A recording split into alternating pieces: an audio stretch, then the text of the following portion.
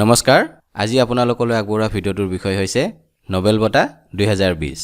এই ভিডিঅ'টোত 2020 চনৰ নোবেল বঁটা লাভ কৰা ব্যক্তিসকলৰ নাম তেওঁলোকৰ বিষয় আৰু কি তথ্যৰ বাবে নোবেল বঁটা লাভ কৰিছে এই সকলোবোৰ কথাৰ বিষয়ে আলোচনা কৰা হৈছে এই বিষয়টো কোনো প্ৰতিযোগিতামূলক পৰীক্ষাৰ কাৰেন্ট এফেয়াৰ্স সেকশনত আহিবলগীয়া মোস্ট ইম্পৰ্টেন্ট টপিক হয় গতিকে আহক আজিৰ বিষয়টো আলোচনা কৰোঁ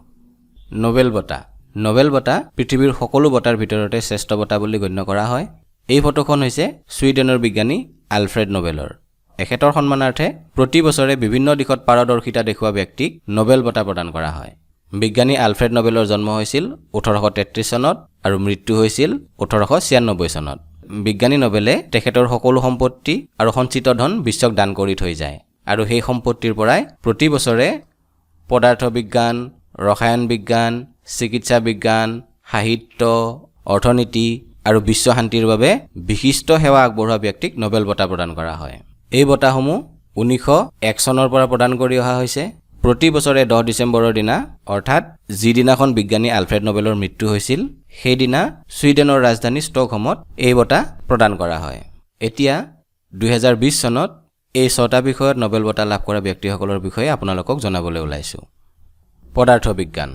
2020 চনৰ পদাৰ্থ বিজ্ঞানৰ নোবেল বঁটা 3 গৰাকী বিজ্ঞানী লাভ কৰিছে তেখেতসকল হ'ল এন্ড্ৰিয়া মিয়া ঘেজ ৰেইনহাৰ্ড গেনজেল আৰু ৰজাৰ পেনৰোজ এতিয়া এন্ড্ৰিয়া মিয়া ঘেজ আৰু ৰেইনহাৰ্ড গেনজেলে আমাৰ হাতীপতিৰ কেন্দ্ৰত এটা বৃহৎ আকাৰ বস্তুৰ আৱিষ্কাৰৰ কাৰণে এই বঁটা লাভ কৰিছে আৰু ৰজাৰ পেনৰোজে ব্লেক হোলৰ গঠন আপেক্ষিকতাবাদ মতবাদৰ ভৱিষ্যতবাণী অনুসৰি হৈছে এই কথাষাৰ প্ৰমাণিত কৰাৰ বাবে নোবেল বঁটা লাভ কৰিছে আপেক্ষিকতাবাদ মতবাদ যাক থিওৰি অফ ৰিলেটিভিটি বুলি কোৱা হয় এই মতবাদ বিজ্ঞানী আইনষ্টাইনে আগবঢ়াইছিল পৰৱৰ্তী বঁটালৈ আগবাঢ়িছো ৰসায়ন বিজ্ঞান 2020 চনৰ ৰসায়ন বিজ্ঞানৰ নোবেল বঁটা দুগৰাকী বিজ্ঞানীয়ে লাভ কৰিছে তেওঁলোক হ'ল ইম্মানুৱেলি চাৰ্পেণ্টিয়াৰ আৰু জেনিফাৰ এ ডডনা তেওঁলোকে জিনম এডিটিং বা জিন এডিটিংৰ বাবে এটা পদ্ধতি আৱিষ্কাৰ কৰিছে আৰু এই আৱিষ্কাৰৰ বাবে তেওঁলোকে নোবেল বঁটা লাভ কৰিছে জিনম এডিটিং কি জিনম এডিটিং হৈছে এনে এটা পদ্ধতি যাৰ সহায়ত বিজ্ঞানীসকলে কোনো জীৱৰ যেনে উদ্ভিদ বেক্টেৰিয়া বা প্ৰাণীৰ সকলো অংগৰ ডিএনএ সলনি কৰিব পাৰে বা নষ্ট কৰিব পাৰে এই পদ্ধতিৰ সহায়ত বিভিন্ন ৰোগৰ চিকিৎসা কৰা বায়োমেডিকেল ৰিচাৰ্চৰ কাৰণে মডেল বা আৰ্হি অংগৰ সৃষ্টি কৰা শস্যৰ উৎপাদন বৃদ্ধি কৰা আৰু শস্যৰ বিভিন্ন গুণাগুণ উন্নত কৰা ইত্যাদিবোৰ কাম কৰা হয় এইখিনিতে আপোনালোকক এটা কথা জনাই থওঁ মোৰ চেনেলত বিভিন্ন বঁটা আৰু সন্মান নামেৰে এটা ভিডিঅ' আপলোড কৰিছোঁ য'ত 2019-2020 চনত প্ৰদান কৰা কেইটামান গুৰুত্বপূৰ্ণ বঁটাৰ বিষয়ে জনোৱা হৈছে সেই ভিডিঅ'টো চাবলৈ আপোনালোকক অনুৰোধ কৰিছোঁ আৰু ভিডিঅ'টোৰ লিংক আজিৰ ভিডিঅ'টোৰ শেষত দিয়া হৈছে চিকিৎসা বিজ্ঞান 2020 চনৰ চিকিৎসা বিজ্ঞানৰ নোবেল বঁটা 3 গৰাকী বিজ্ঞানীয়ে লাভ কৰিছে তেওঁলোক হ'ল মাইকেল হাফটন চাৰ্লছ মুন ৰাইজ আৰু হাৰ্ভি জেমছ অল্টাৰ এখেতসকলে এই বঁটা লাভ কৰে হেপাটাইটিছ চি ভাইৰাছ আৱিষ্কাৰ কৰাৰ বাবে হেপাটাইটিছ চি ভাইৰাছৰ কাৰণে হেপাটাইটিছ চি ৰোগ হয় আৰু এইবিধ ৰোগে মানৱ শৰীৰৰ অতি দৰকাৰী অংগ লিভাৰক আক্ৰমণ কৰে সাহিত্য 2020 চনৰ সাহিত্যৰ নোবেল বঁটা লাভ কৰিছে লুইছ গ্লুকে তেখেতে এই বঁটা লাভ কৰিছে তেখেতৰ সুন্দৰ কাব্যিক কণ্ঠৰ বাবে যাৰ সৌন্দৰ্যই তেখেতৰ ব্যক্তিগত অস্তিত্বক সাৰ্বজনীন কৰিছে ইয়াৰ পিছত অৰ্থনীতি বিজ্ঞান 2020 চনৰ অৰ্থনীতি বিজ্ঞানৰ নোবেল বঁটা দুগৰাকী ব্যক্তিয়ে লাভ কৰিছে তেখেতসকল হ'ল ৰবাৰ্ট বি উইলিয়ামছন আৰু পল আৰ মিলগ্ৰুম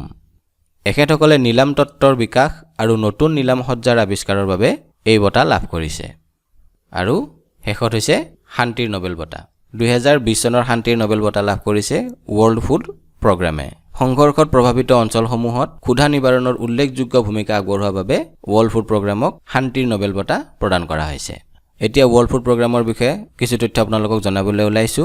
ৱৰ্ল্ড ফুড প্ৰগ্ৰামৰ বৰ্তমান মুৰব্বী হৈছে ডেভিড উইছলে আৰু ইয়াৰ মুখ্য কাৰ্যালয় ইটালীৰ ৰাজধানী ৰোমত অৱস্থিত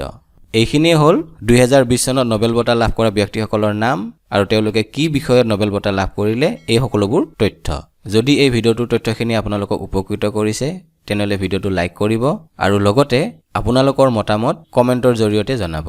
এনেকুৱা দৰকাৰী বিষয়ৰ ভিডিঅ' পাই থাকিবলৈ মোৰ চেনেলটো ছাবস্ক্ৰাইব কৰি থওক লগতে নটিফিকেশ্যন বেলটো অন কৰি অলত ক্লিক কৰি থওক তেতিয়া মই আপলোড কৰা যিকোনো ভিডিঅ' প্ৰথমে আপোনাৰ ওচৰলৈ যাব শেষত আপোনালোকলৈ অনুৰোধ অধ্যয়ন কৰক ৰিভাইজ কৰক আৰু মুক টেষ্ট দি থাকক যাৰ ফলত আত্মবিশ্বাস বাঢ়িব আৰু আত্মবিশ্বাসে লক্ষ্যভেদ কৰিবলৈ সাহস দিব